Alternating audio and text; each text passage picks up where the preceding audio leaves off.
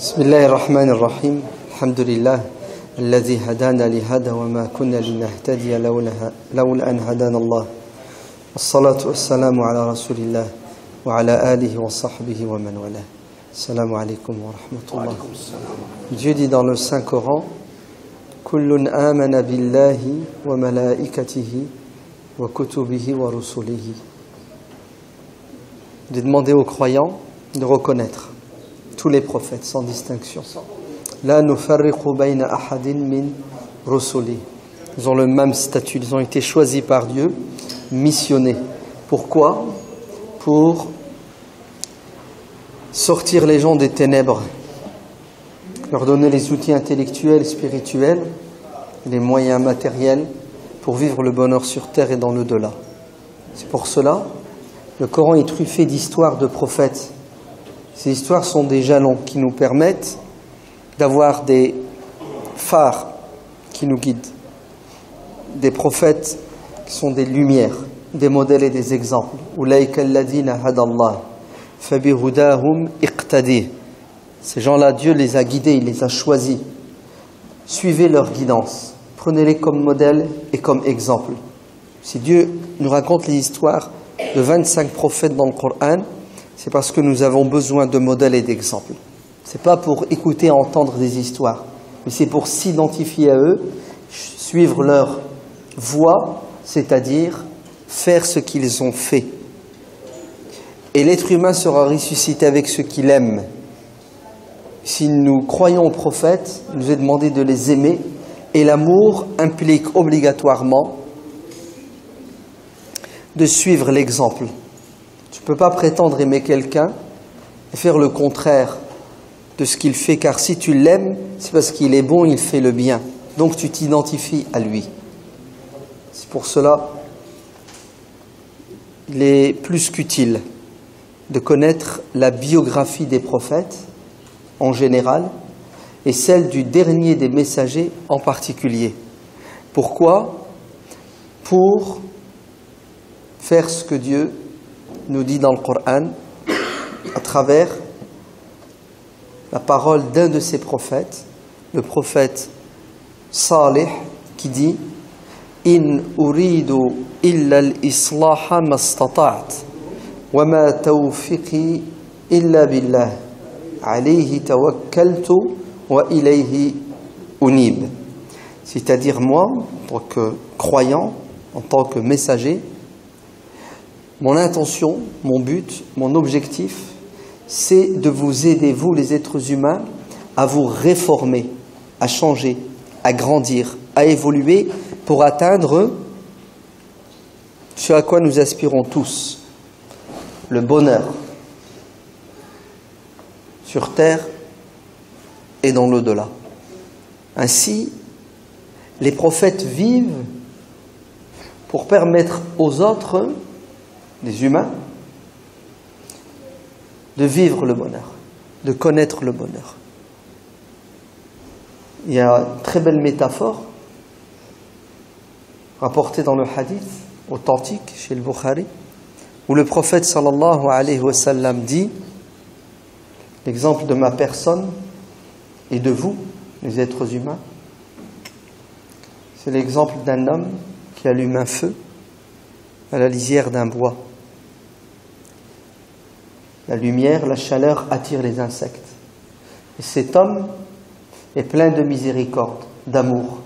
Qu'est-ce qu'il fait? Il repousse ces insectes inconscients qui se jettent dans le feu, qui sont attirés. Malheureusement, certains ne comprennent pas son geste, ses paroles, son message. Qu'est-ce qu'ils font? Ils passent outre ses enseignements, ils se jettent dans le feu. D'autres l'écoutent, analysent ce qu'il dit et ils adhèrent, car son message est un message de paix, de protection. Vous avez vu? Je repousse les gens. De quoi? Du danger. Je les avertis. Je leur annonce des bonnes nouvelles. Ainsi, tous les prophètes sont des muslihun, des réformateurs, qui veulent et qui font le bien aux êtres humains. Et en particulier le dernier, puisqu'il est qualifié de miséricorde. وَمَا أَرْسَلْنَاكَ إِلَّا رَحْمَةً. Tu es la miséricorde incarnée. Oui. En fait, c'est un sauveur. C'est quelqu'un qui est venu jeter cette bouée pour sauver les gens qui sont en train de se noyer dans les ténèbres de l'ignorance et de ce que vous voulez. Toute forme de malheur sur terre. Le prophète est venu soigner les cœurs, les esprits. Et Dieu nous dit dans le Coran, قُلْ إِن كُنْتُمْ تُحِبُّونَ اللَّهَ فَاتَّبِعُونِي يُحْبِبْكُمُ اللَّهُ. Si vous prétendez croire au prophète, l'aimer, alors vous devez suivre ses pas, le prendre comme exemple, faire ce qu'il a fait. Et là, vous mériterez l'amour de Dieu et sa miséricorde. Mais si vous criez haut et fort, nous attestons qu'il est le dernier des messagers,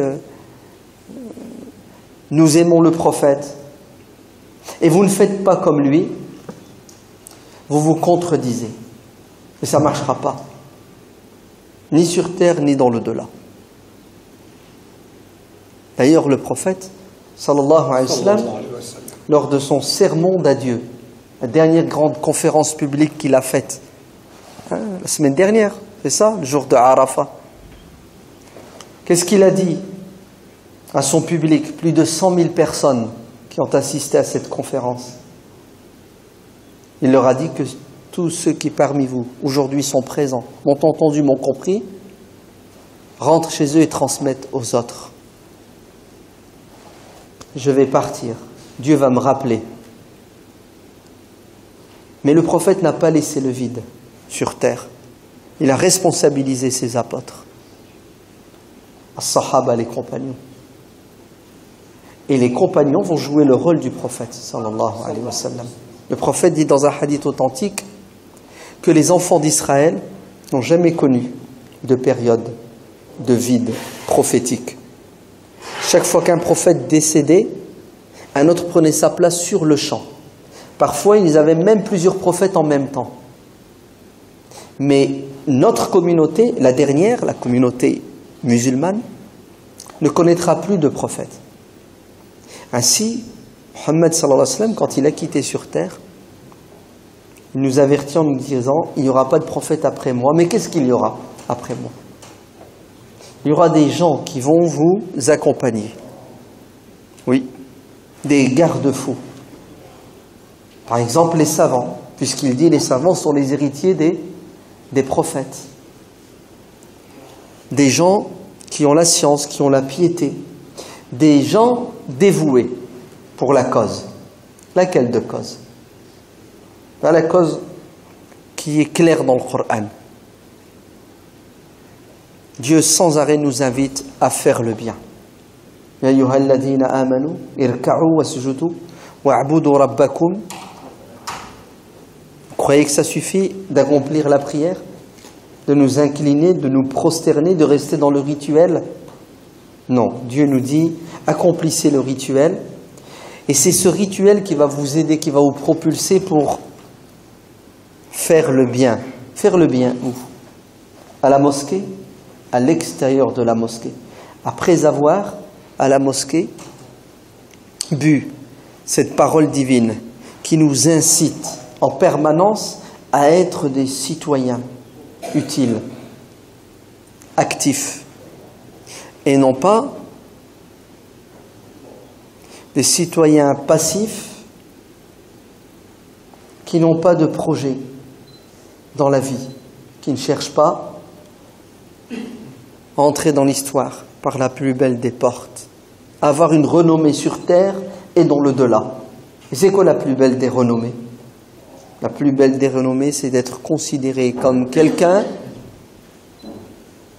qui pense aux autres et qui fait le bien aux autres. Et c'est ça un prophète. C'est quelqu'un, durant toute sa vie, il a pensé aux autres, aux dépens, entre guillemets, de son bien-être. Il a fait des sacrifices et il a donné sans compter aux dépens de son bien-être. Mais le plaisir des plaisirs se trouve dans le fait, justement, de faire le bien aux autres. C'est un réconfort psychologique. C'est la béatitude spirituelle. Très bien. Ce que je viens de vous dire, c'est ça notre croyance, notre aqidah. La croyance au prophète implique obligatoirement de suivre les traces, les pas, de prendre comme exemple les prophètes alayhi salatu wassalam, et de faire ce que les prophètes ont fait, c'est-à-dire construire ce que d'autres détruisent. Malheureusement, tout le monde ne pense pas comme ça, notamment une créature que vous connaissez, qui s'appelle Shaitan, maudit soit-il, qui lui a le projet inverse, qui est de faire du mal aux gens, d'égarer les gens, de les attirer, de les pousser pour qu'ils tombent en enfer sur terre et dans l'au-delà, pour qu'ils souffrent. Pourquoi ? Parce qu'il est égoïste, il est mauvais, il ne pense qu'à lui, et le malheur des autres fait son bonheur.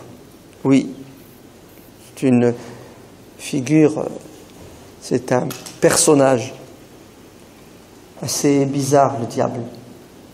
On dirait qu'il ne peut pas vivre sans se délecter de la souffrance des autres. Il y a certains tarés parmi les êtres humains qui ressemblent au diable. Quand ils font souffrir les autres, les cris de douleur des autres leur font du bien, ça les fait jouir. Malheureusement, ils existent. Dieu merci, ils sont minoritaires. Ainsi, le diable, il a aussi ses apôtres, ses compagnons. Il a des gens qui sont à son service et qui le prennent comme modèle et exemple et qui suivent ses pas. Et leur objectif, c'est justement de vivre aux dépens des autres. Leur objectif, c'est d'empêcher les gens sur terre de vivre dans la paix. Ainsi, ils sèment la zizanie, ils créent les conflits. Et tous les moyens sont bons pour atteindre l'objectif. Et Dieu merci, nous avons été prévenus et un être humain averti en vaut des milliers. Dieu nous dit dans le Coran, « Inna shaytana lakum aduwun fattakhizuhu aduwa » Oui, le diable est votre ennemi déclaré.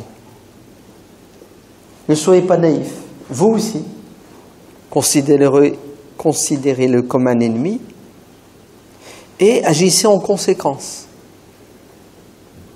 Ne vous laissez pas égarer par lui et ne le laissez pas faire du mal aux autres.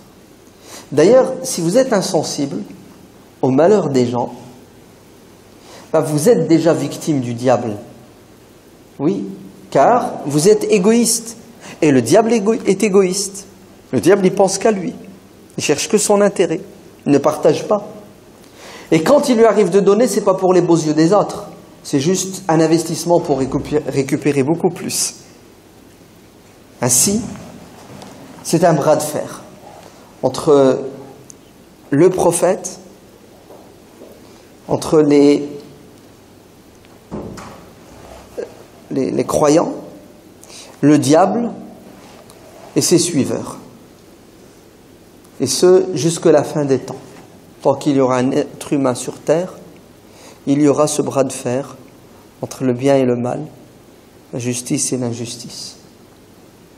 Alors nous devons choisir le camp de la justice, le camp du bien. Si vous lisez le Coran et vous l'analysez comme il se doit, vous allez voir en filigrane cette idée que je viens de développer.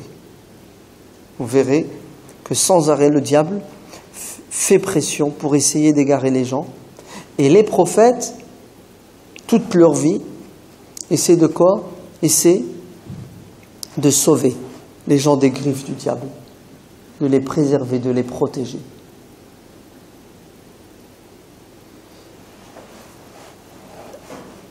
وَمَا كُنْتَ بِدْعًا مِنَ الرُّسُلِ. Dieu dit à son messager, Tu n'es pas une exception. Ce qui t'arrive à la Mecque, ce que tu es en train de subir, sache que ceux qui t'ont précédé parmi tes frères, prophètes, ont vécu la même chose. Oui. Ainsi, tu ne dois pas t'attrister. Et tu ne dois en aucun cas être déstabilisé. Tu dois rester ferme dans tes principes et tu dois résister. Lisez le Coran et vous verrez. Dieu compte un passage de la vie d'un prophète, raconte ce qui lui est arrivé, ce que son peuple lui a fait. Prenez la sourate Noé, et vous allez voir tout ce que Noé a vécu. Mais c'est quoi l'objectif de cette sourate? C'est de dire à Muhammad sallallahu alayhi wa sallam et à tous ceux qui aiment Muhammad sallallahu alayhi wa sallam, regardez ce que Noé a vécu pendant 950 ans. Est-ce que vous vous rendez compte? C'est pas qu'il a subi de la pression psychologique, physique pendant 5 ans, 10 ans, 20 ans, 100 ans. 950 ans. Ce qui ne peut pas nous arriver, nous, puisque nous, on est limité dans l'âge. 70, 80, 90. 950 ans de résistance. 950 ans de pression. Alors écoutez bien, pas seulement le jour, même la nuit. Dieu dit dans le Coran, « Inni da'awtuhum laylan wa naharan ». C'est-à-dire sans relâche. Nuh alayhi salam ne ratait pas une occasion, de jour comme de nuit. Pourquoi? Pour essayer de repousser les ténèbres et d'apporter de la lumière. Et il a patienté, il a résisté. Vous vous rendez compte? Quel réconfort psychologique, spirituel et même intellectuel pour Muhammad sallallahu alayhi wa sallam, qui vit des choses horribles à la Mecque. Et Dieu lui dit « Fasbir, innal aqibata lil muttaqin » Patiente. Tu auras le dernier mot. Parce que ce que tu dis est vrai, ce que tu dis est juste, ce que tu dis est bon. Tu auras le dernier mot, c'est juste une question de temps. Oui. Et qu'est-ce que va faire notre prophète sallallahu alayhi wa sallam? Est-ce qu'il va désobéir à Dieu en manquant de patience? Est-ce qu'il va se rebeller, se révolter? Est-ce qu'il va péter les plombs? Non, vous avez étudié sa biographie, non? Vous avez déjà lu un livre sur la vie du prophète sallallahu alayhi wa sallam. Notre prophète sallallahu alayhi wa sallam, parce que le Coran l'éduque, ouais. Il va s'imprégner du modèle des prophètes qui l'ont précédé et il va patienter, mais pas une patience qui fait de lui quelqu'un de passif qui attend le malheur. Une patience qui lui donne la force dans l'action pour éviter les malheurs. Oui. C'est pas quelqu'un qui disait c'est le destin et la volonté de Dieu. On doit s'y plier et s'y soumettre sans combattre le destin avec les armes de la foi et de l'action. Oui. Notre prophète sallallahu alayhi wa sallam était quelqu'un qui croyait, qui pensait, et il va agir à la lumière de cette croyance, qu'on peut changer les choses. Oui. Rien n'est impossible. A fortiori pour quelqu'un qui est croyant, qui sait que Dieu est capable de tout. Alors, vous savez ce qu'il va faire? Il va pendant 13 années à la Mecque se battre. Dieu lui dit dans le Coran, وَجَاهِدْهُمْ بِهِ جِهَادًا كَبِيرًا. Ta référence c'est le Coran, ta source c'est le Coran. Attention, ne t'égare pas. Ne te laisse pas emporter. Ne te laisse pas soumettre. À quoi? À tes passions, à la pression. Tu dois toujours avoir à l'esprit les enseignements coraniques pour passer et réussir cette épreuve. Et quels sont les enseignements coraniques durant cette période mécoise? La patience, fasbir sabran jamilan, pas n'importe laquelle, belle patience. Wajadilhum billati hiya ahsan, dialogue avec eux de la meilleure façon. Fa'fu anhum wasfah, pardonne, tourne la page, oublie. Oui. Fais-leur le bien. Fais le pas vers eux. Ne prête pas attention à la calomnie. Le Coran va lui dire, Ya Muhammad, voilà ton but, ton objectif, et voilà les moyens pour les atteindre. Et est-ce que le prophète sallallahu alayhi wa sallam a atteint son objectif? Est-ce qu'il a réussi? Il dit dans le hadith authentique, je suis le prophète, je serai le prophète le jour de la résurrection qui aura été le plus suivi, c'est-à-dire celui qui aura le plus de fidèles et d'adeptes. Réussite totale. Pourquoi? Parce que notre prophète sallallahu alayhi wa sallam, outre le fait qu'il est la miséricorde pour l'univers tout entier, le dernier des prophètes, il a agi et il n'a pas réagi, tout simplement. Il a agi, il n'a pas réagi. Et aujourd'hui, les musulmans sont dans la réaction émotionnelle, ils ne sont pas dans l'action efficace. C'est pour cela qu'ils subissent et qu'ils vont encore continuer à subir. Qu'est-ce que nous devons faire? Nous devons continuer déjà à bien apprendre et comprendre notre religion. Et oui, puisque vous êtes tous d'accord que le din, la religion, c'est la lumière par excellence. C'est ce qui nous éclaire dans les ténèbres. Et une religion mal comprise, même l'islam, a des effets négatifs sur l'individu. C'est-à-dire la religion, quand elle est mal comprise, mal vécue, elle va t'empêcher de réaliser les objectifs nobles de la religion. Elle devient l'opium du peuple, comme disait Marx, c'est ça? Elle te met dans le gaz, hors service. Donc une bonne compréhension de la religion est nécessaire. Pourquoi? Pour pouvoir suivre les traces et les pas de notre prophète sallallahu alayhi wa sallam dans ce domaine, et les autres d'ailleurs. Deuxièmement, on doit agir. S'il n'y a pas d'action, les rêves pieux restent des rêves. Il faut que nous comprenions qu'il n'y a pas de foi complète, parfaite, s'il n'y a pas une action qui vient étoffer la foi. Alladina amanu wa amilu. Ceux qui croient et qui agissent. Wa qul i'malu fa sayara Allahu a'malakum. Agissez et Dieu tiendra compte de vos actions.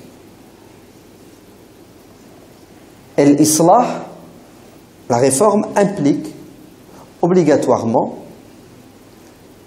des sacrifices. S'il n'y a pas de sacrifice, s'il n'y a pas d'effort, il n'y a pas de résultat. C'est un proverbe chrétien qui disait « Aide-toi, le ciel t'aidera », c'est ça. Et le prophète sallallahu alayhi wa sallam le dit, hein. Il le dit. Il dit « Al-mu'minu al-qawiyyu », le croyant fort, est préférable, c'est ça, aux yeux de Dieu, que le croyant faible. Ils ont tous les deux des qualités, mais cette force, cette conviction qui te pousse à l'action, c'est ça qui fait que tu es proche de Dieu. D'ailleurs, le hadith dit « Wa la ta'jaz ».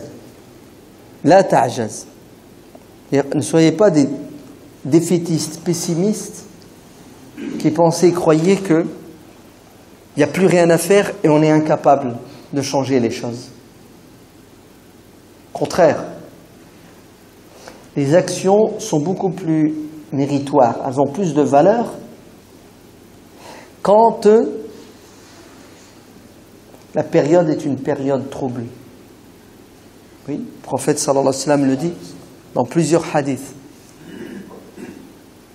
Il viendra un temps où il sera difficile de s'accrocher à sa religion, d'être musulman. Et celui qui à cette époque-là, à ce moment-là, réussira à rester ferme, fidèle, il aura beaucoup plus de mérite que ceux qui ont pratiqué la religion à des moments où c'était plus facile. Donc l'action est nécessaire, elle est obligatoire, elle est vitale. Est-ce que le prophète sallallahu alayhi wa sallam est resté les bras croisés à la Mecque? Est-ce que les sahaba étaient des consommateurs, spectateurs? Toute sa vie a été un engagement pour le bien, l'intérêt général. Pourquoi est-ce que nous, on n'est pas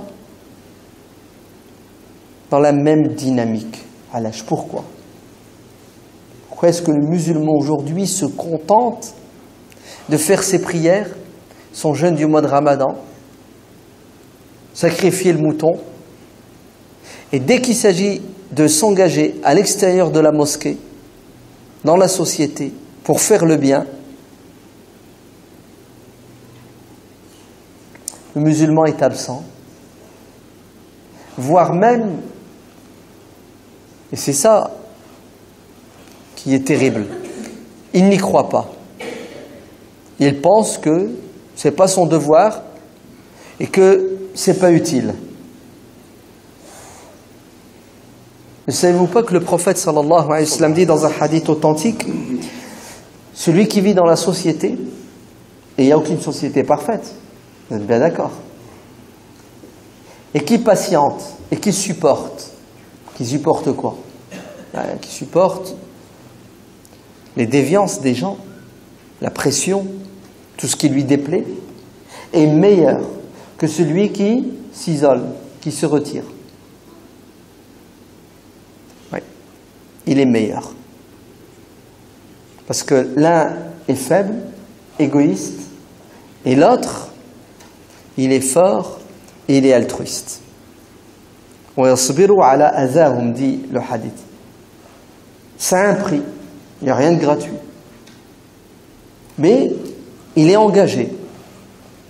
Il est préférable. Est-ce que le prophète alayhi salatu wassalam était engagé? Non? Bien sûr, toute sa vie, ça a été que ça. De jour comme de nuit, engagé.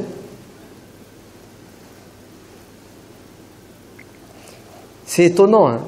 Les musulmans revendiquent sans arrêt la sunna du prophète. Il faut faire la sunna du prophète, c'est ça? Et dès que tu leur dis, ben le prophète, il était dans la société, proche des gens, il leur faisait du bien, il les aidait à grandir, à évoluer. C'est ça la sunna du prophète? Personne ne veut la faire, ne veut s'engager. Vous ne trouvez pas qu'il y a une contradiction? Je ne sais pas, dites-moi, est-ce que... La raison d'être du prophète sallallahu alayhi wa sallam, c'est al-islah, réformer, aider les gens à vivre mieux. C'est ça sa raison d'être. Il a été envoyé pour ça. Et nous, on dirait qu'aujourd'hui, on ne vit que pour nous-mêmes. Nous trahissons notre prophète sallallahu alayhi wa sallam. Nous trahissons son enseignement. Nous ne sommes pas fidèles. Et une des raisons majeures aujourd'hui qui nous handicape et qui nous empêche de nous engager, vous savez c'est laquelle? C'est la pression extérieure. La pression de certaines personnes qui nous poussent dans le retranchement et qui veulent que l'on devienne des communautaristes, c'est-à-dire des musulmans qui devons vivre à l'intérieur de notre communauté, interagir dans la communauté, et n'avoir de contact avec notre société que de manière spontanée. Le boulot, l'administration. Mais être présent dans la société comme citoyen actif pour l'améliorer, participant à toutes les structures qui existent. Ça va de l'association de quartier, passant par l'association humanitaire, des clubs, les partis politiques, les syndicats, toutes sortes de manifestations politiques, humanitaires, intellectuelles, ludiques, tout ce que vous voulez. On dirait qu'il y a une volonté de la part de certaines personnes de nous pousser à nous retrancher, à nous enfermer dans une communauté, la communauté musulmane, et vivre comme un corps étranger, un greffon. Vous savez, quelque chose d'étranger qu'on vient et qu'on essaie... ouais. Et un greffon qui, lui-même, ouais, fait un rejet.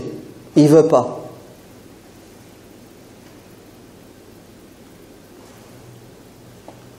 Si bien que on s'isole psychologiquement, on s'éloigne physiquement,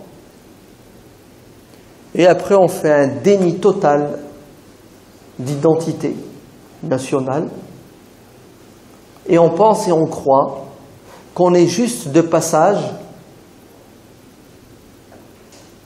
et que notre devoir n'est pas de nous intégrer pour améliorer notre société. Et c'est exactement ce qu'Abu Jahl a fait à la Mecque. Il a passé son temps à dénigrer le messager, sallallahu alayhi wa sallam, la communauté musulmane existante, à jeter sur eux l'anathème, à les accuser de tous les maux, et à pousser les non-musulmans à avoir peur des musulmans, à avoir peur de l'islam, donc à fuir les musulmans, à repousser les musulmans. D'ailleurs, le summum de cette stratégie d'Abu Jahl, c'est quoi? C'est en l'année 6 de la mission prophétique, et 6 ans après que le prophète ait commencé son travail de réforme. Vous savez ce qu'ont fait les puissants de la Mecque, qui ont à leur tête Abu Jahl? C'est qu'ils se sont réunis dans leur parlement, Darun Nadwa à la Mecque, et ils ont décidé, presque à l'unanimité, vous entendez presque, pas à l'unanimité, car il y a toujours de bonnes gens dans toutes les sociétés, de mettre en quarantaine ces pauvres citoyens musulmans. Une mise en quarantaine qui va durer 3 ans, où il sera interdit à tous les citoyens de la Mecque de commercer avec les musulmans. Oui, de leur rendre visite, d'avoir toute forme d'échange avec eux. Ils ont été déclarés comme des pestiférés, ils ont la peste, ils ont le choléra, et il ne faut surtout pas leur serrer la main et leur dire bonjour. Si vous les voyez, fuyez-les, et s'ils se rapprochent de vous, lapidez-les, rejetez-les. Et ça va durer 3 ans. Vous avez vu l'objectif d'Abu Jahl? C'est de créer une scission, de créer dans la société une faille pour détruire les ponts, pour empêcher les gens de vivre ensemble dans la paix et le respect, pour empêcher les gens de s'entraider pour le bien commun.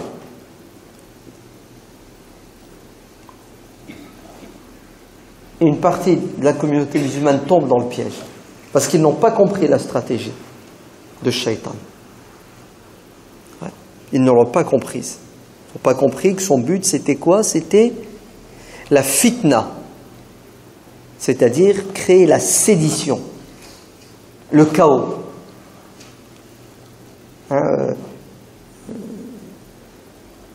Presque... vous savez, il y a des atomes qui s'attirent et qui s'accrochent. Ouais. Normalement, les relations entre les êtres humains sont profondes, ouais, sont fortes, parce que nous avons tous besoin les uns des autres. Les diables arrivent à quoi? Arrivent à créer une fission atomique, à séparer. Ça arrive même jusqu'à séparer, comme dit le hadith, l'époux de l'épouse, c'est ça? Shaitan envoie les diables le matin en mission, et quand ils reviennent le soir, ils font un rapport. Et chacun se pavane en croyant qu'il a fait la meilleure des choses. J'ai poussé un tel à voler, un tel à tricher, à mentir, jusqu'à ce que l'un d'entre eux dise, moi j'ai réussi à quoi? À éloigner l'époux de l'épouse et l'épouse de son époux. Pourtant, la relation est forte entre un homme et une femme, non? Hein, la relation d'amour. Les shayatines, les diables invisibles et les diables visibles, ouais, ont cette force terrible de quoi? De diviser. Et ceux qui étaient amis la veille deviennent des ennemis le lendemain. Vous vous rendez compte? Ceux qui étaient amis deviennent des ennemis. C'est fort quand même. Hein? Ouais. Et pour cela, notre prophète sallallahu alayhi wa sallam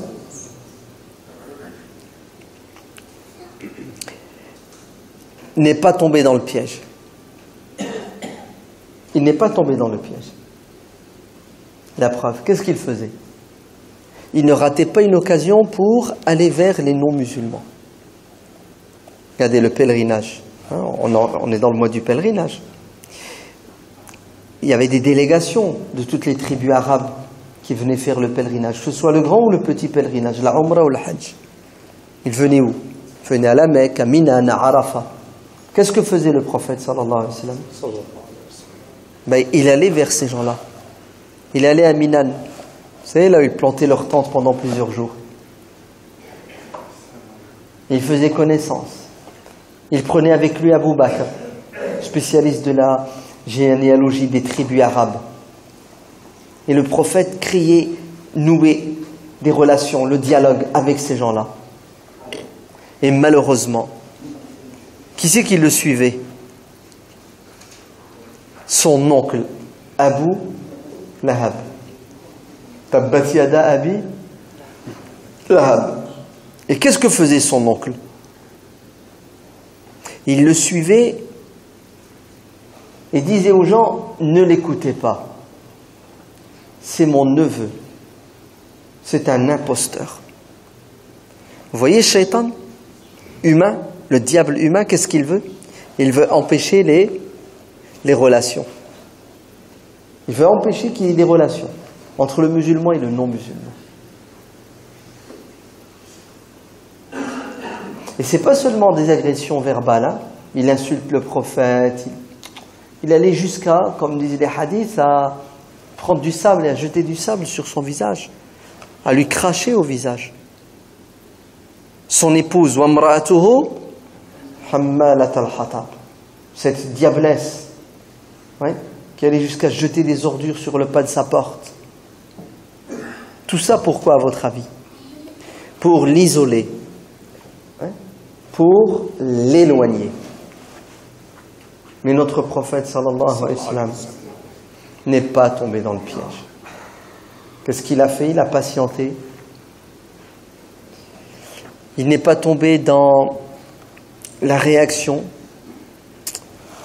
Il n'a pas essentialisé la problématique. C'est-à-dire qu'il ne s'est pas dit que ce sont tous les mêmes. Des racistes, islamophobes qui combattent l'islam. Non. Quelqu'un qui a la foi en Dieu et qui sait que Dieu est miséricordieux ne parle pas comme ça. Sinon, dites-moi, pourquoi est-ce que Dieu envoie ses prophètes? Si les gens sont islamophobes et racistes, et qu'ils méritent la malédiction divine et la GN. Pourquoi est-ce que Dieu envoie des prophètes? Mais il les envoie parce que Dieu aime sa créature et il envoie son amour, le prophète alayhi salatu wassalam. Pourquoi? Pour non pas les maudire, mais pour les aider, pour les aimer. Donc le prophète sallallahu alayhi wa sallam n'est pas tombé dans le piège. Il est resté à la Mecque avec ses concitoyens et il a tout fait pour garder les liens, les contacts, échanger avec eux. Et il n'a pas hésité, durant toute cette période, à nouer des relations fortes avec des personnes de bonne foi. La preuve, il est allé jusqu'à adhérer à ce qu'on appelle aujourd'hui une association, pour nous Français, loi 1901. Une SBL chez les Belges. Hilf al-Fudul. Eh oui, le prophète sallallahu alayhi wa sallam, avant qu'il ait reçu la révélation, c'était quelqu'un d'engagé dans la société. Hilf al-Fudul. Et après qu'il ait reçu la révélation, il continue. Parce qu'il y croit, hein. Il n'est pas dans une stratégie maléfique d'infiltration, d'entrisme dans les sphères politiques et sociales de la Mecque pour avoir le pouvoir. Non, non, non, il n'est pas dans ça du tout. Le prophète sallallahu alayhi wa sallam est un citoyen mécois qui croit, dur comme fer, qu'il a un rôle à jouer dans sa société pour améliorer cette cité. Alors qu'est-ce qu'il va faire? Il va s'associer. Il va faire ce qu'on appelle...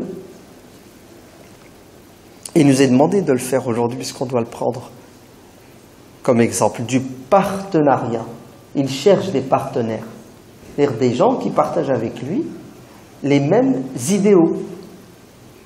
Et c'est ce qu'il fera avec Abdullah ibn Jud'an, avec Al-Mut'im ibn Adi, avec Zam'a, avec Al-Aswad, des Mécois connus pour être des gens qui ont des convictions, des principes, qui sont dans l'humanisme tout simplement, qui croient aux droits de l'homme, qui croient au vivre ensemble.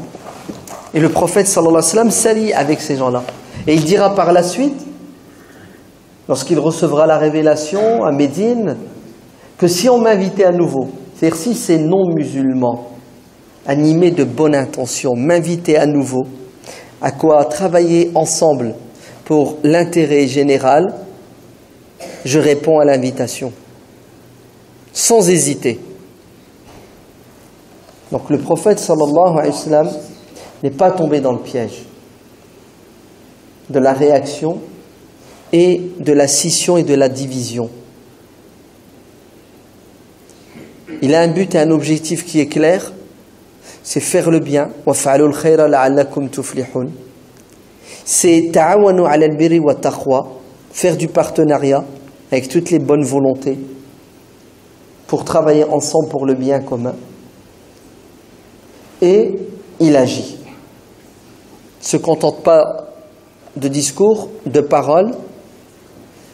Il fait suivre ses paroles, ses actes, ses paroles d'actes. Qu'est-ce qu'on doit faire, nous, musulmans, aujourd'hui? On doit prendre comme exemple le prophète, sallallahu alayhi wa sallam. Ça me dit, ouais, mais comment veux-tu qu'on adhère à tout ce que tu dis alors qu'on s'est payé, c'est ça? Des vacances terribles, le Burkini, non? Pendant 1 mois et demi. Donc qui dit Burkini dit islam égale terrorisme, fondamentalisme, sexisme, machisme. Ouais. Non, c'est pas possible. On ne nous aime pas, on nous déteste, on nous combat, on va nous éliminer. Non, c'est pas ce qui se trame. Non, c'est pas ce qui se passe dans votre tête. J'ai presque envie de vous dire pourquoi vous écoutez les sirènes qui vous attirent et suscite en vous la haine. Pourquoi? Vous n'avez rien à faire de vos journées, de vos nuits? Vous êtes en permanence en train d'écouter, entre guillemets, des infos. Ça se demander si c'est encore de l'information. Sachez faire la sourde oreille. Hein, il faut un filtre. Hein. Deuxièmement, pourquoi vous n'avez pas le recul? Pourquoi vous ne vous dites pas qu'il y a une partie de vérité dans ce qui se dit, puis il y a une partie, c'est de la conjecture, c'est de la supputation. Parfois même c'est du mensonge. Oui, un peu de vérité pour brouiller les pistes, et le reste c'est quoi? D'ailleurs c'est ce qui s'est passé. Hein.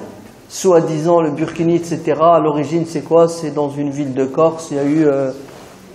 Alors que c'est faux. C'est avéré, le procureur de la République l'a dit une semaine après que non, il n'y a jamais eu d'affaire de voile de Burkini dans cette ville, à Sisso, je ne sais pas où. C'est pas vrai. C'est faux. Il y en a qui allument le feu. Vous entendez? Et nous, qu'est-ce qu'on fait? On tombe dans le piège. Attention à la pollution médiatique. Sachez garder vos distances, car la propagande islamophobe bat son plein. Elle existe, elle est réelle. Il y a des gens qui n'aiment pas l'islam, qui n'aiment pas les musulmans, qui ont peur de l'islam et qui ont peur de certains musulmans. C'est réel, on ne peut pas le nier. Dieu merci, ils sont minoritaires.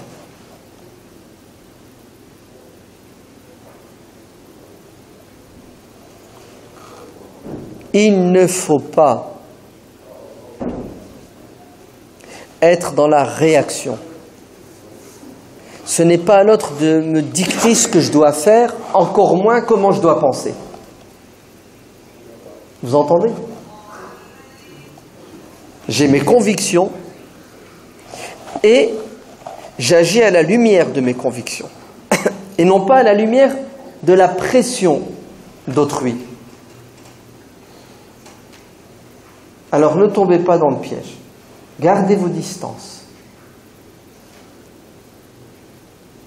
Ensuite, engagez-vous. Donnez de votre temps, de votre personne et de vos moyens et de vos biens. C'est votre présence dans la société et votre engagement qui va désamorcer cette bombe. C'est la plus belle et la meilleure des réponses. Le prophète sallallahu alayhi wa sallam, malgré tout le mal qui lui a été fait, tout le mal qu'on a dit de lui, Dieu lui dit dans le Coran, va vers eux et fais-leur le bien. Oui, si certaines personnes nous veulent du mal, disent du mal de nous et nous font du mal, faisons le pas, allons vers elles, discutons et dialoguons. Tout en sachant que la majorité de nos concitoyens sont autant victimes que nous de cette propagande islamophobe. Ils sont victimes. Donc, créons le front des victimes pour faire face à quoi? Pour faire face à toute forme de discours, d'idéologie qui divise la société, qui pousse au communautarisme, à l'enfermement. Et travaillons ensemble, main dans la main. Adhérons aux associations, à toute forme d'association pour améliorer la situation.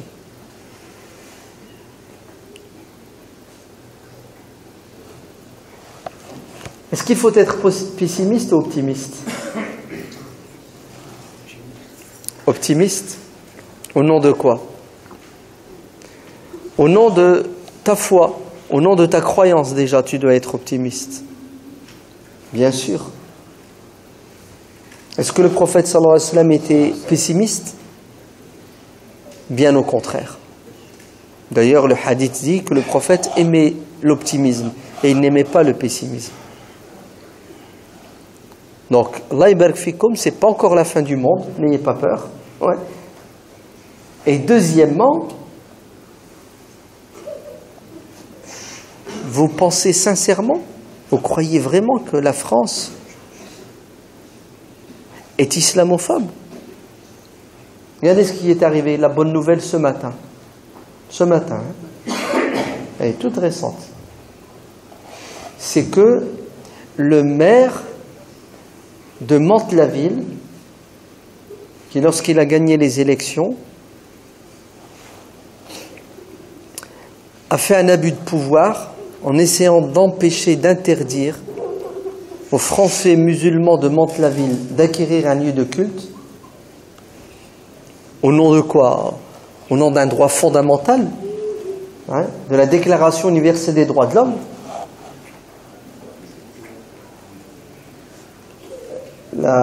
L'association musulmane de la ville n'est pas tombée dans le piège de la réaction passionnelle, émotionnelle. Vous savez ce qu'elle a fait? Elle est allée frapper à la bonne porte, le droit, la justice.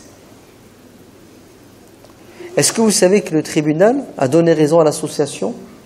La première fois, il a fait appel. À nouveau, l'association est à gain de cause. Il a encore fait appel. Et à chaque fois, il perdait ses procès. Et ce matin, aujourd'hui, il a perdu le dernier des procès, il ne peut plus faire appel.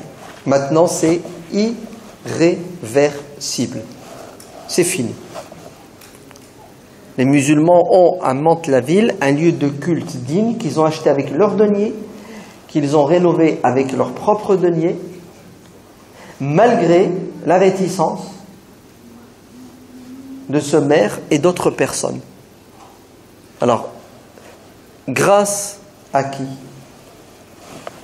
Dites-moi.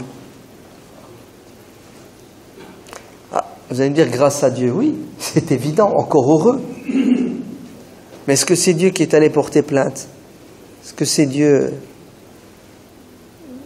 Ouais, ça c'est évident, il n'y a pas besoin de le dire. Grâce à des citoyens musulmans qui croient, qui sont convaincus que nous sommes dans un pays de droit et qu'il y a une justice en France. Alors pourquoi vous avez peur? Pourquoi vous êtes terrorisés? Pourquoi est-ce que vous n'avez pas espoir? C'est vrai, on est dans une période de crise. C'est vrai qu'il y a des élections présidentielles qui approchent et que certains candidats apparemment n'ont pas de solution aux vrais problèmes de la France. Alors ils détournent l'opinion publique et parlent de faux problèmes, l'interdiction du voile à l'université, par exemple, c'est ça?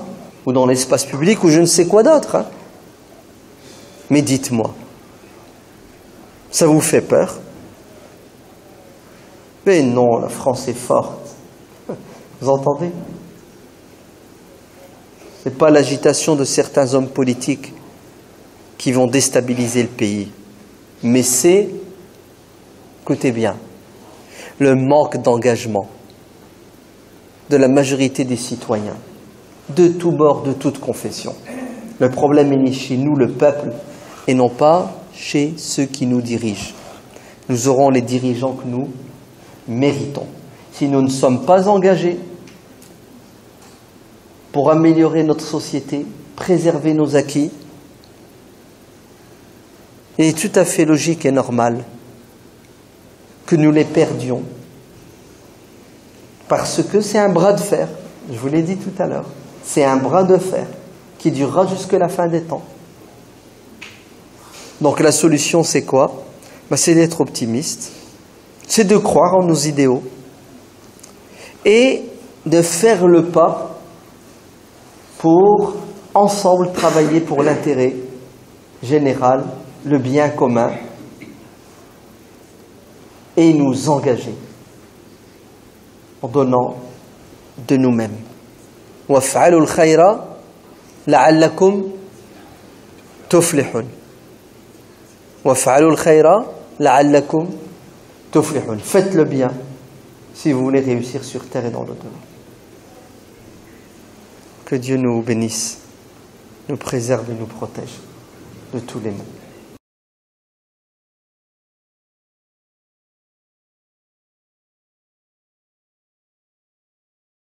Et qu'ils vont encore continuer à subir. Qu'est-ce que nous devons faire? Nous devons continuer déjà à bien apprendre et comprendre notre religion. Et oui, puisque vous êtes tous d'accord que le din, la religion, c'est la lumière par excellence. C'est ce qui nous éclaire dans les ténèbres. Et une religion mal comprise, même l'islam, a des effets négatifs sur l'individu.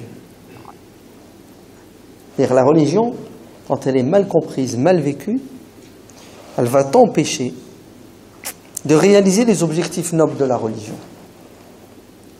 Elle devient l'opium du peuple, comme disait Marx, c'est ça? Elle te met dans le gaz, hors service. Donc une bonne compréhension de la religion est nécessaire. Pourquoi? Pour pouvoir suivre les traces et les pas de notre prophète sallallahu alayhi wa sallam dans ce domaine, et les autres d'ailleurs.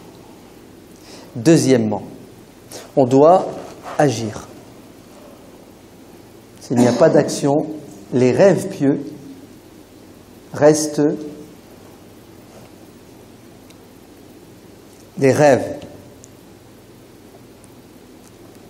Il faut que nous comprenions qu'il n'y a pas de foi complète, parfaite, s'il n'y a pas une action qui vient étoffer la foi. Alladina amanu wa amilu. Ceux qui croient et qui agissent. Wa qul i'malu fasayara Allahu a'malakum. Agissez et Dieu tiendra compte de vos actions.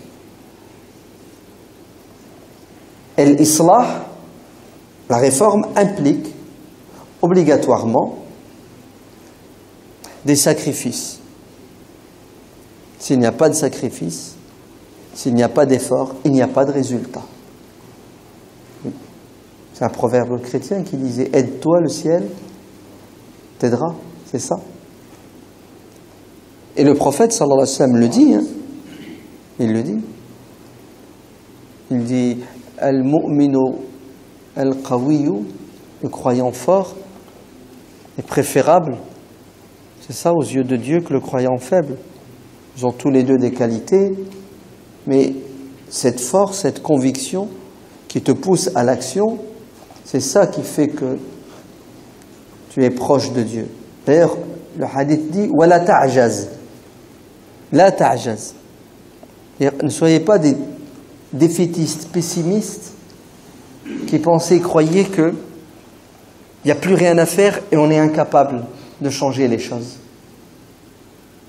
Au contraire, les actions sont beaucoup plus méritoires, elles ont plus de valeur quand la période est une période trouble. Oui, le prophète sallallahu alayhi wa sallam le dit dans plusieurs hadiths. Il viendra un temps où il sera difficile de s'accrocher à sa religion, d'être musulman. Et celui qui à cette époque-là, à ce moment-là, réussira à rester ferme, fidèle, il y aura beaucoup plus de mérite que ceux qui ont pratiqué la religion à des moments où c'était plus facile. Donc l'action est nécessaire, elle est obligatoire, elle est vitale. Est-ce que le prophète sallallahu alayhi wa sallam est resté les bras croisés à la Mecque? Est-ce que les sahaba étaient des consommateurs, spectateurs?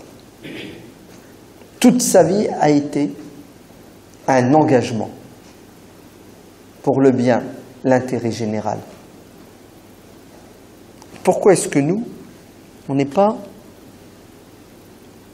dans la même dynamique à l'âge? Pourquoi est-ce que le musulman aujourd'hui se contente de faire ses prières, son jeûne du mois de Ramadan, sacrifier le mouton, et dès qu'il s'agit de s'engager à l'extérieur de la mosquée, dans la société pour faire le bien,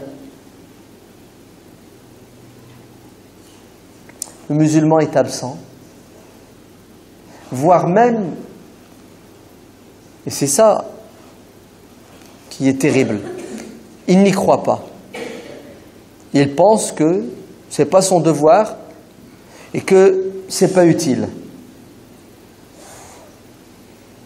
Ne savez-vous pas que le prophète sallallahu alayhi wa sallam dit dans un hadith authentique, celui qui vit dans la société, et il n'y a aucune société parfaite, vous êtes bien d'accord,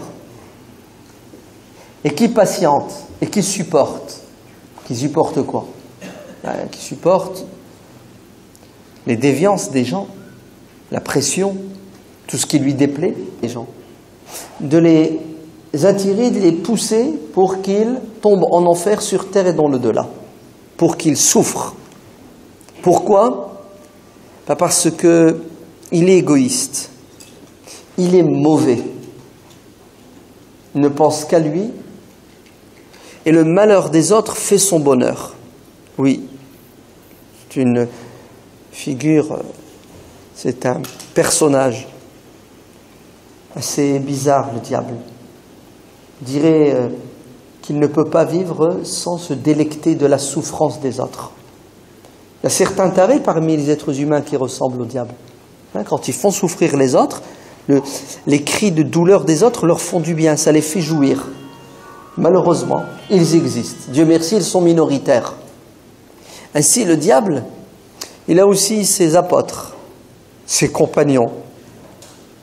Il a des gens qui sont à son service et qui le prennent comme modèle et exemple et qui suivent ses pas. Et leur objectif, c'est justement de vivre aux dépens des autres. Leur objectif, c'est d'empêcher les gens sur terre de vivre dans la paix. Ainsi, ils sèment la zizanie, ils créent les conflits. Et tous les moyens sont bons pour atteindre l'objectif. Et Dieu merci, nous avons été prévenus et un être humain averti en vaut des milliers. Dieu nous dit dans le Coran, Inna shaytana lakum aduwun fattakhizuhu aduwa. Oui, le diable est votre ennemi déclaré. Ne soyez pas naïfs, vous aussi, considérez-le comme un ennemi et agissez en conséquence. Ne vous laissez pas égarer par lui et ne le laissez pas faire du mal aux autres. D'ailleurs, si vous êtes insensible au malheur des gens, vous êtes déjà victime du diable. Oui, car vous êtes égoïste. Et le diable est égoïste. Le diable, il pense qu'à lui. Il cherche que son intérêt. Il ne partage pas. Et quand il lui arrive de donner, ce n'est pas pour les beaux yeux des autres. C'est juste un investissement pour récupérer beaucoup plus. Ainsi, c'est un bras de fer entre le prophète, entre les croyants, le diable et ses suiveurs. Et ce, jusqu'à la fin des temps. Tant qu'il y aura un être humain sur terre, il y aura ce bras de fer entre le bien et le mal, la justice et l'injustice. Alors nous devons choisir le camp de la justice, le camp du bien. Si vous lisez le Coran et vous l'analysez comme il se doit, vous allez voir en filigrane cette idée que je viens de développer. Vous verrez que sans arrêt le diable fait pression pour essayer d'égarer les gens, et les prophètes, toute leur vie, essaient de quoi? Essaient de sauver les gens des griffes du diable, de les préserver, de les protéger.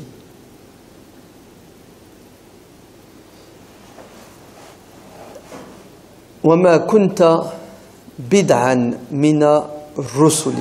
Dieu dit à son messager, tu n'es pas une exception.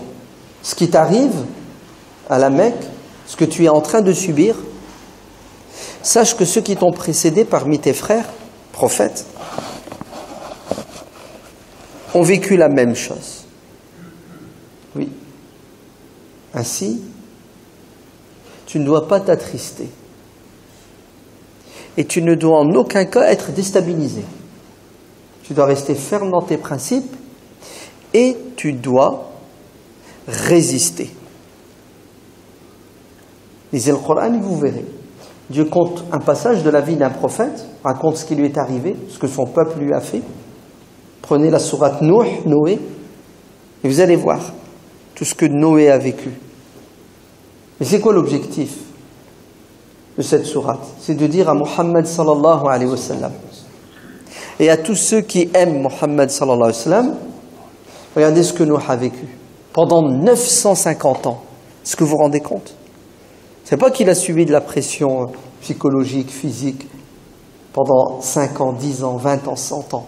950 ans. Ce qui ne peut pas nous arriver, nous, puisque nous, on est limité dans l'âge. 70, 80, 90. 950 ans de résistance. 950 ans de pression. Alors écoutez bien, pas seulement le jour, qui sont en train de se noyer dans les ténèbres de l'ignorance et de ce que vous voulez.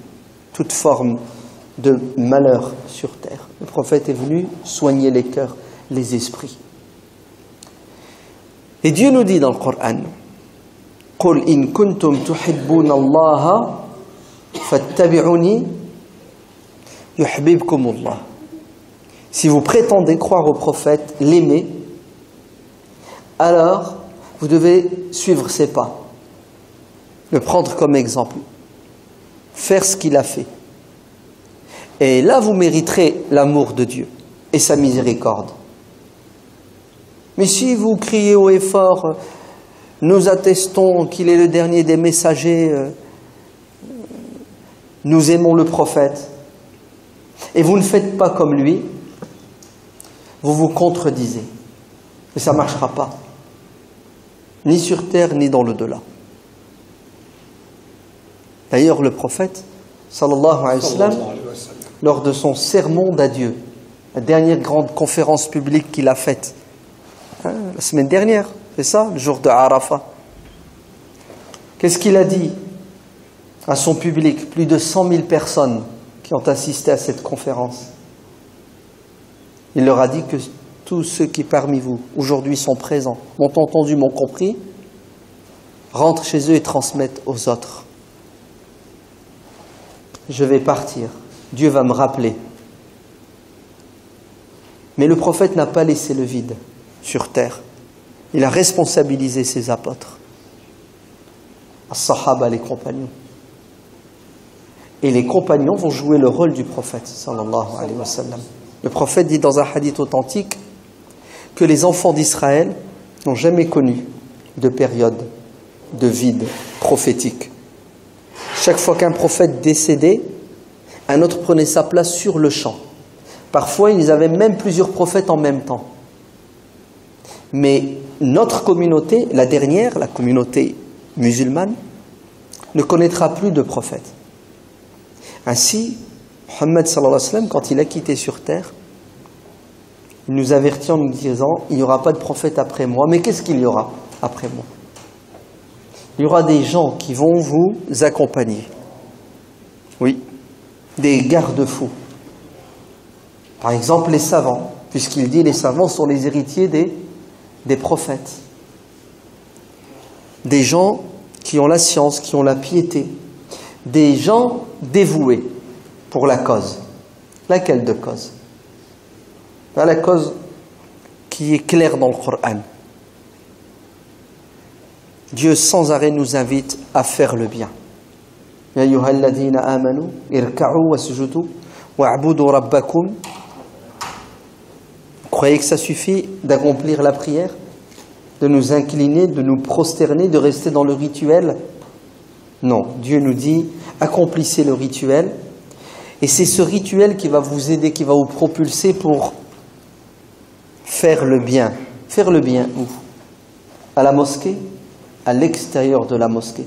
Après avoir, à la mosquée, bu cette parole divine qui nous incite en permanence à être des citoyens utiles, actifs, et non pas des citoyens passifs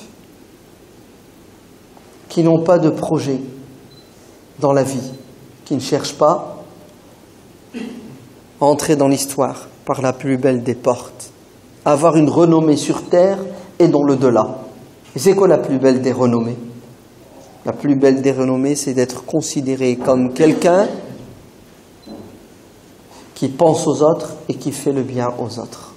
Et c'est ça un prophète. C'est quelqu'un, durant toute sa vie, il a pensé aux autres, aux dépens, entre guillemets, de son bien-être. Il a fait des sacrifices et il a donné sans compter aux dépens de son bien-être. Mais le plaisir des plaisirs se trouve dans le fait, justement, de faire le bien aux autres. C'est un réconfort psychologique. C'est la béatitude spirituelle. Très bien. Ce que je viens de vous dire, c'est ça notre croyance, notre aqidah. La croyance au prophète implique obligatoirement de suivre les traces, les pas, de prendre comme exemple les prophètes, alayhi salatu wassalam, et de faire ce que les prophètes ont fait, c'est-à-dire construire ce que d'autres détruisent.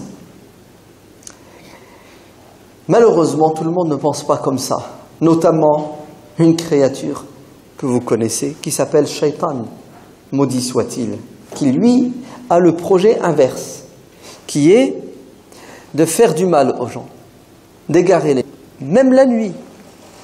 Dieu dit dans le Coran, « Inni da'awtuhum laylan wa naharan » c'est-à-dire sans relâche. Nuh alayhi salam ne ratait pas une occasion, de jour comme de nuit. Pourquoi? Pour essayer de repousser les ténèbres et d'apporter de la lumière. Et il a patienté, il a résisté. Vous vous rendez compte? Quel réconfort psychologique, spirituel et même intellectuel pour Mohammed sallallahu alayhi wa sallam, qui vit des choses horribles à la Mecque. Et Dieu lui dit « Fasbir, innal aqibata lil muttaqin » patiente. Tu auras le dernier mot. Parce que ce que tu dis est vrai, ce que tu dis est juste, ce que tu dis est bon. Tu auras le dernier mot, c'est juste une question de temps. Oui.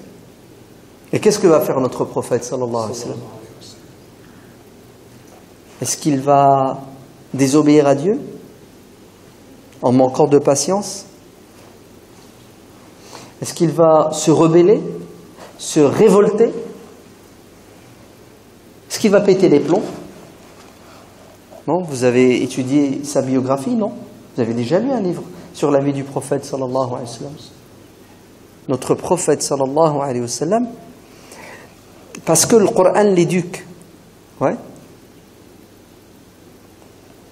Il va s'imprégner du modèle des prophètes qui l'ont précédé et il va patienter, mais pas une patience qui fait de lui quelqu'un de passif qui attend le malheur. Une patience qui lui donne la force dans l'action pour éviter les malheurs.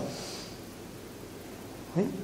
C'est pas quelqu'un qui disait c'est le destin et la volonté de Dieu. On doit s'y plier et s'y soumettre sans combattre le destin avec les armes de la foi et de l'action.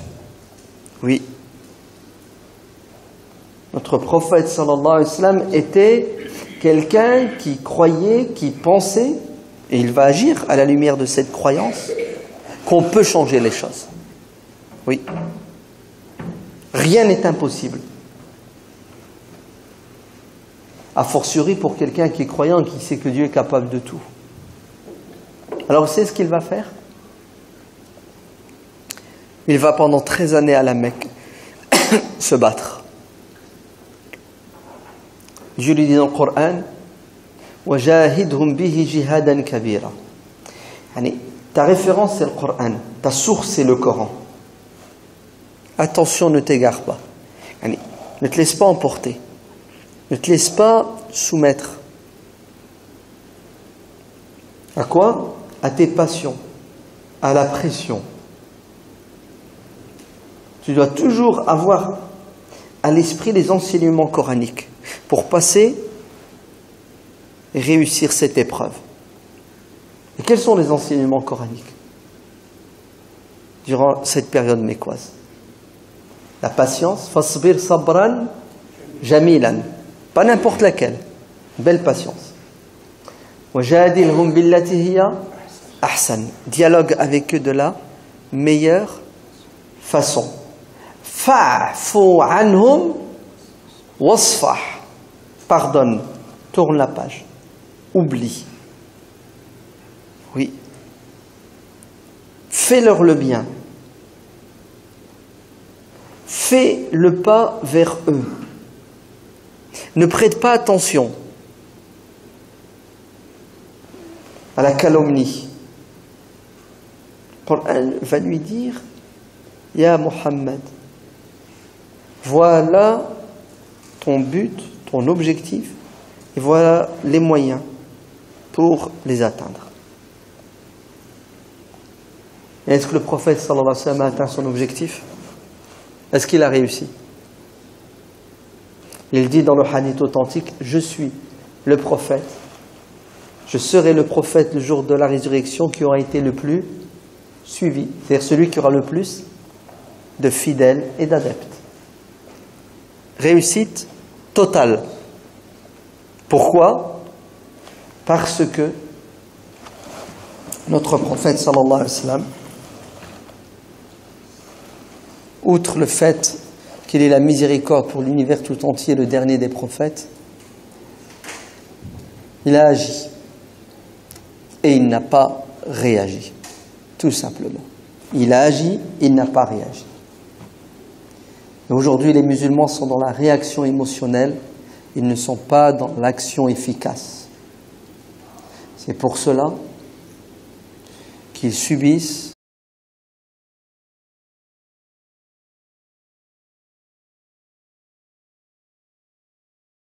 Bismillahir Rahmanir Rahim. Alhamdulillah alladhi hadana li hada wa ma kunna linahtadiya lawla an hadana Allah. Wassalatu wassalamu ala rasulillah wa ala alihi wa sahbihi wa man wala. Assalamu alaykum wa rahmatullah. Dieu dit dans le Saint-Coran: Kullun amana billahi wa malaikatihi wa kutubihi wa rusulihi. De demander aux croyants de reconnaître tous les prophètes sans distinction. La nufarriqu bayna ahadin min rusuli. Ils ont le même statut, ils ont été choisis par Dieu, missionnés. Pourquoi? Pour sortir les gens des ténèbres, leur donner les outils intellectuels, spirituels, les moyens matériels pour vivre le bonheur sur terre et dans l'au-delà. C'est pour cela le Coran est truffé d'histoires de prophètes. Ces histoires sont des jalons qui nous permettent d'avoir des phares qui nous guident, des prophètes qui sont des lumières, des modèles et des exemples. Ulaika alladhina hadallah fabihudahum iqtadi. Ces gens-là, Dieu les a guidés, il les a choisis. Suivez leur guidance, prenez-les comme modèle et comme exemple. Si Dieu nous raconte les histoires de 25 prophètes dans le Coran, c'est parce que nous avons besoin de modèles et d'exemples. Ce n'est pas pour écouter et entendre des histoires, mais c'est pour s'identifier à eux, suivre leur voie, c'est-à-dire faire ce qu'ils ont fait. Et l'être humain sera ressuscité avec ce qu'il aime. Si nous croyons aux prophètes, il nous est demandé de les aimer, et l'amour implique obligatoirement de suivre l'exemple. Tu ne peux pas prétendre aimer quelqu'un et faire le contraire de ce qu'il fait, car si tu l'aimes, c'est parce qu'il est bon, il fait le bien. Donc tu t'identifies à lui. C'est pour cela il est plus qu'utile de connaître la biographie des prophètes en général et celle du dernier des messagers en particulier. Pourquoi? Pour faire ce que Dieu nous dit dans le Coran, à travers la parole d'un de ses prophètes, le prophète Salih, qui dit « In uridu illa al-islaha mastata'at, wa ma tawfiqi illa billah, alayhi tawakkaltu wa ilayhi unib » C'est-à-dire moi, en tant que croyant, en tant que messager, mon intention, mon but, mon objectif, c'est de vous aider, vous les êtres humains, à vous réformer, à changer, à grandir, à évoluer pour atteindre ce à quoi nous aspirons tous, le bonheur sur terre et dans l'au-delà. Ainsi, les prophètes vivent pour permettre aux autres, les humains, de vivre le bonheur, de connaître le bonheur. Il y a une très belle métaphore rapportée dans le hadith authentique chez le Bukhari, où le prophète sallallahu alayhi wa sallam dit « L'exemple de ma personne et de vous, les êtres humains, c'est l'exemple d'un homme qui allume un feu à la lisière d'un bois. La lumière, la chaleur attirent les insectes. Et cet homme est plein de miséricorde, d'amour. Qu'est-ce qu'il fait? Il repousse ces insectes inconscients qui se jettent dans le feu, qui sont attirés. Malheureusement, certains ne comprennent pas son geste, ses paroles, son message. Qu'est-ce qu'ils font? Ils passent outre ses enseignements, ils se jettent dans le feu. D'autres l'écoutent, analysent ce qu'il dit et ils adhèrent, car son message est un message de paix, de protection. Vous avez vu? Je repousse les gens. De quoi? Du danger. Je les avertis. Je leur annonce des bonnes nouvelles. Ainsi, tous les prophètes sont des muslihun, des réformateurs, qui veulent et qui font le bien aux êtres humains. Et en particulier le dernier, puisqu'il est qualifié de miséricorde. وَمَا أَرْسَلْنَاكَ إِلَّا رَحْمَةً. Tu es la miséricorde incarnée. Oui. En fait, c'est un sauveur. C'est quelqu'un qui est venu jeter cette bouée pour sauver les gens.